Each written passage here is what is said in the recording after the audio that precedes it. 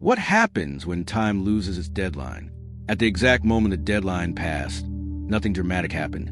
No collapse arrived. No closing scene appeared. And yet everything quietly changed because time was no longer asking permission to continue. For years, the future had been framed as limited, defined, counted down. Every decision shaped by an invisible finish line everyone believed was approaching. And then, without announcement, that finish line dissolved. This matters now because modern life is built around deadlines, retirement ages, health projections, expected arcs that tell us when urgency should peak and when life should begin to narrow. But what happens when the deadline disappears and life refuses to conclude on schedule? At first, the absence of a deadline felt disorienting. Without a clear ending, days lost their tension. The pressure that once organized choices faded. Time expanded, but without direction. People around him struggled more than he did. They had prepared emotionally for closure. They had organized conversations, memories, and expectations around an ending that never arrived. Now, continuation felt unstructured and uncomfortable. He noticed how deeply the deadline had shaped behavior, how urgency had given meaning, how limitation had justified decisions. Without it, freedom did not feel liberating. It felt undefined. Doctors stopped using phrases like eventually and when the time comes. They shifted to observation, to presence, to today, because without a deadline, prediction lost authority. His life continued quietly, not improving, not collapsing, simply unfolding without a countdown. And that unfolding exposed something fragile. When time loses its deadline, life no longer tells you what matters. You have to decide. This was not a gift. It was a demand, because living without an ending requires a different kind of engagement, one not driven by urgency, but by intention. And standing inside that open stretch of time, a question began to surface, one far more difficult than fear of ending. If time is no longer limited, what do you choose to do with it? Once the deadline vanished, the rhythm of his life began to change in subtle but profound ways, because urgency had been the silent engine behind nearly every decision he had made for years, and without it, motivation itself required redefinition. Days no longer arrived with pressure attached.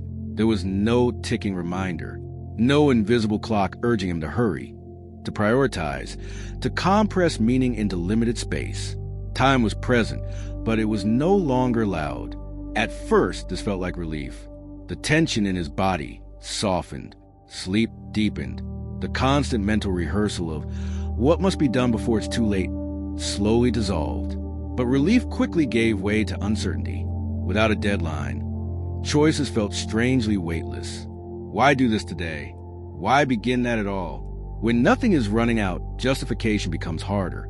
People around him noticed a shift. They stopped framing conversations around urgency. They stopped asking what was next. Instead, silence crept in. A silence filled not with peace, but with ambiguity. Doctors adjusted as well.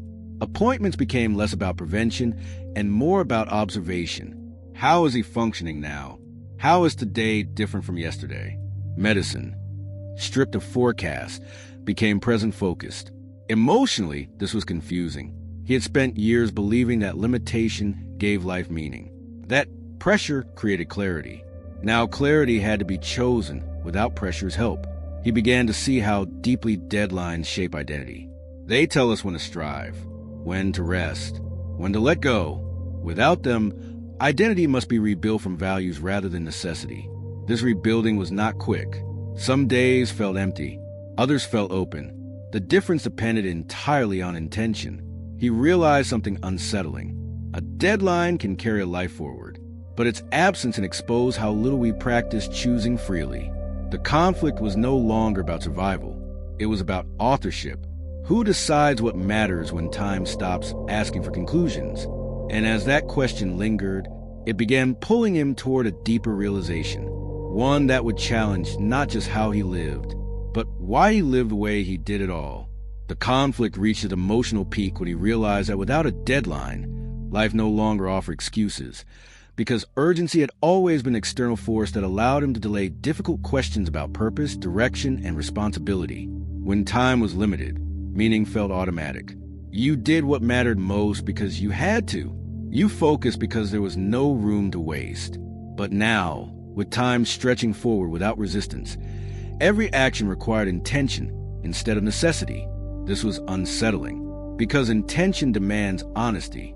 You cannot hide behind pressure. You cannot blame the clock. You must choose. He noticed how often he reached for distraction, not from boredom, from choice. Choosing required effort he had never practiced while living under countdowns. Emotionally, this created tension. Some days felt flat, others felt heavy, not because nothing mattered, but because everything could. People around him misunderstood this phase. They assumed ease. They assumed freedom. They assumed peace. But peace without direction feels hollow. Doctors noticed something different. Not decline, but hesitation. A pause before engagement. As if the absence of an ending had removed the signal to begin. This was a paradox. Deadlines limit life, but they also activate it. Without them, life waits for permission that never comes.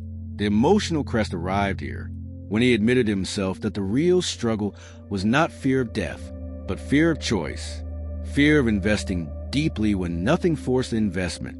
Living without a deadline meant accepting that meaning would not arrive automatically.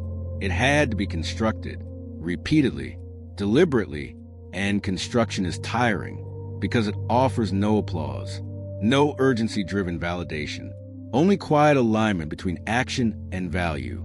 Standing inside that realization, he felt the full weight of open time, not as freedom, but as responsibility. The question no longer hovered. It pressed. If life does not end on schedule, what are you willing to commit to? Without being forced by time itself?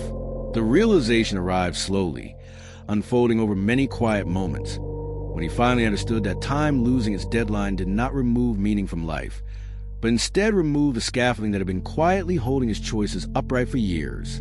Deadlines had once told him when to care, when to hurry, when to focus, when to let go. And without them, he was forced to confront a truth most people never face directly. That meaning does not appear automatically. It is not delivered by urgency. It is not guaranteed by limitation. It must be chosen repeatedly, even when nothing is running out. Living without a deadline stripped away performance. There was no finish line to impress. No countdown to justify effort. Only the question of alignment. Was he living in a way that felt honest? Was he investing energy where it actually mattered? Was he choosing actions because they resonated, not because time demanded them? This reframed everything. Moment became less dramatic, but more deliberate. Days stopped competing with each other. Life stopped asking to be completed and started asking to be inhabited. Longevity, he realized, is not extended urgency. It is extended responsibility. Responsibility to choose meaning without pressure, to engage without fear of missing out, to commit without the excuse of scarcity. This is why living beyond a deadline is difficult, because the clock no longer does the work for you. You must decide what deserves your attention, what deserves your energy, what deserves your time. He did not become more productive. He became more precise, less scattered, less reactive, more intentional. And in that intention, something surprising happened. Life felt fuller, not because it was longer, but because it was no longer rushed toward an ending that never came. Time had stopped asking for conclusions, so he stopped living as if everything needed to be resolved. He lived instead as if presence itself was enough. And that may be the hardest lesson longevity has to offer. So what do you think? When time stops giving us deadlines, are we ready to choose what truly matters on our own? What happens